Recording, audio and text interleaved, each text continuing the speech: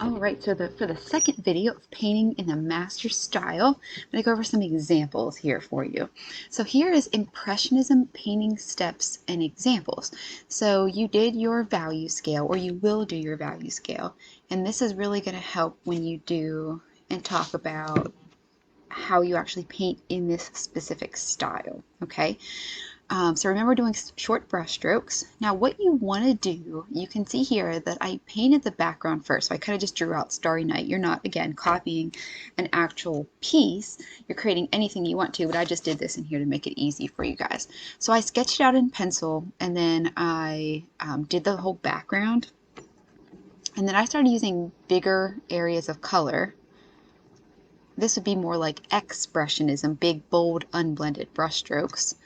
And then when you do this with Impressionism, for some reason it's not opening big. Okay, you can look at this, but then you would add short brush strokes. So adding a color underneath at first, like I did here with this, and then adding the short brush strokes on top is going to be super helpful. Instead of, if you just have a blank white canvas and you start adding these lines, it's going to look really empty, and you're going to be able to see the white space because the lines need to stay unblended. So you're going to make sure you add some color down first and then put the short strokes in last, like completely last, okay? There's an example here of one of our dogs that I did in just the simplest form of Impressionism.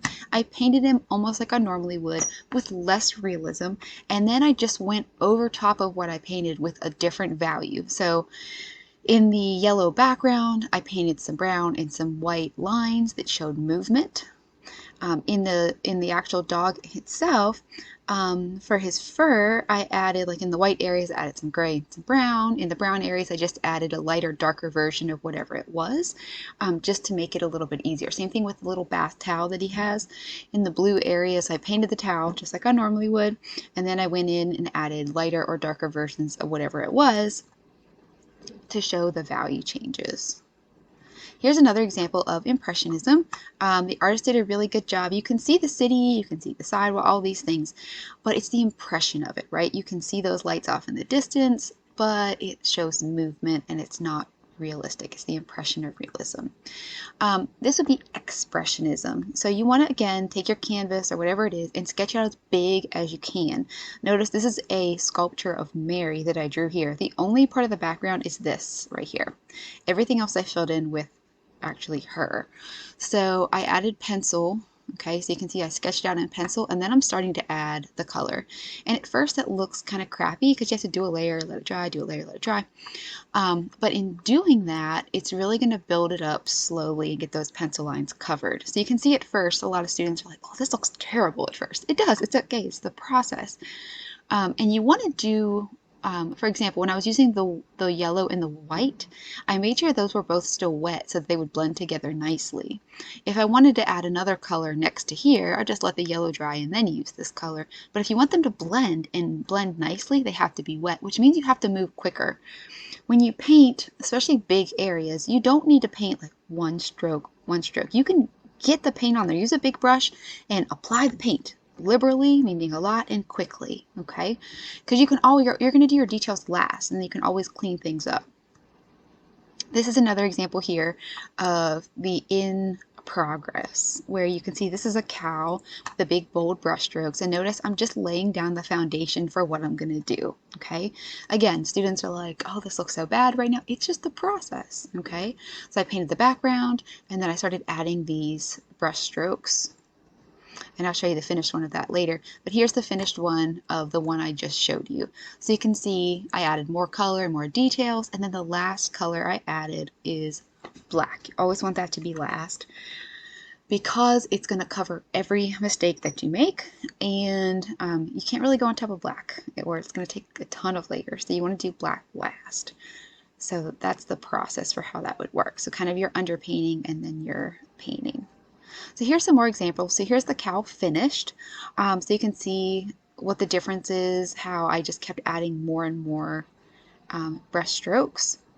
Here's an example of a piece done using the Expressionism style of a Buddha statue. And I just painted my whole canvas black. And then for this one, instead of sketching it out with pencil, I just went in with color. And I just had tons of colors on my palette that I'd already made up, and I just started applying color and left it unblended. So it was really fun. For this process, that would definitely be for someone who has painted before and is good with your drawing, because I didn't sketch it out first.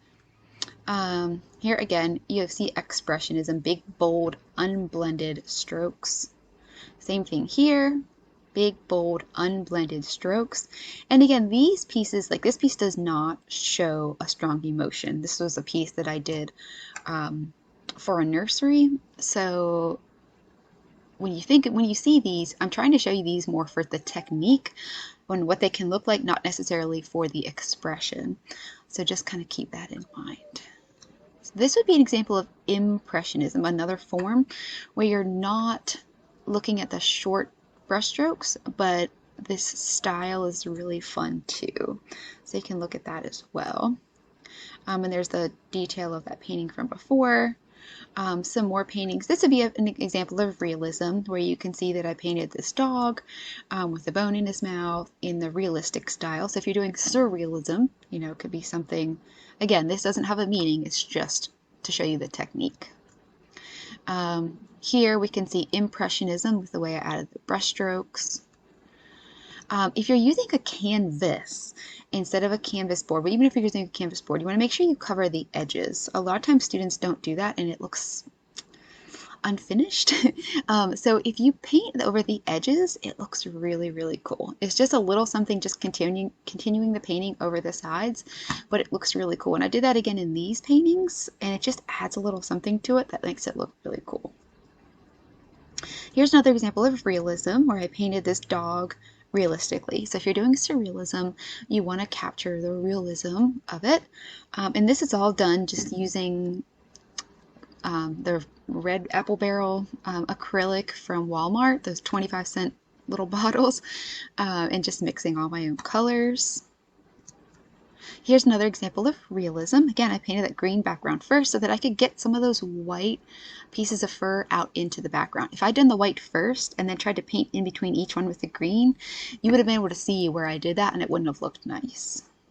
Okay, so here's some painting tips. You can go over these with your teacher. I'm not going to just sit here and read these to you, but layers are key to any style of painting, especially in the light areas. Building up those layers slowly is really important. You do not want to see the canvas, okay?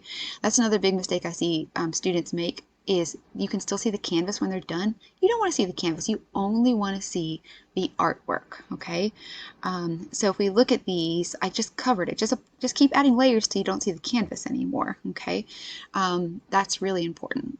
And that's why you do details last. You get enough layers down and then you add your details. Because once you add your details, you're not going to want to mess it up.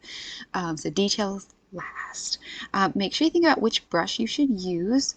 If you're using acrylic and tempera, it's hyper important that your brushes are cleaned out well after each use, or they will get ruined. And you'll come back the next day and it'll be like trying to paint with a pencil.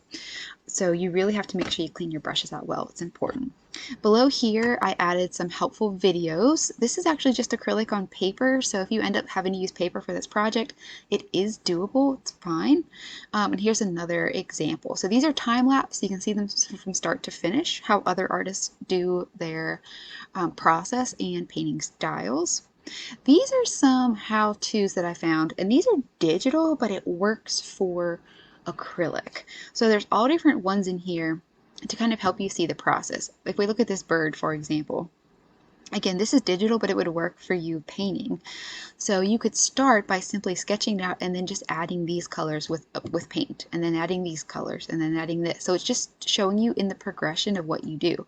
Notice you add the details last, again, just like I was saying. So add those big areas, and then just build it up slowly from the back to the front, and that's what's going to end up working really well. But all of these show that. There's lots of steps that are really helpful.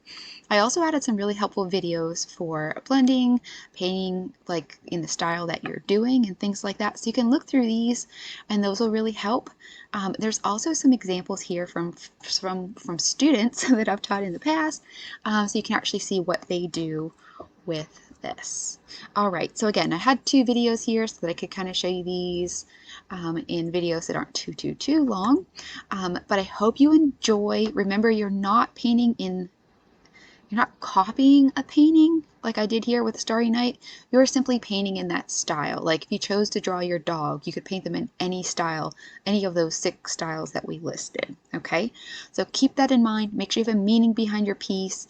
Remember that I showed you these pieces just as examples of the technique and what it can look like, not the deep meaning behind it. All right, enjoy.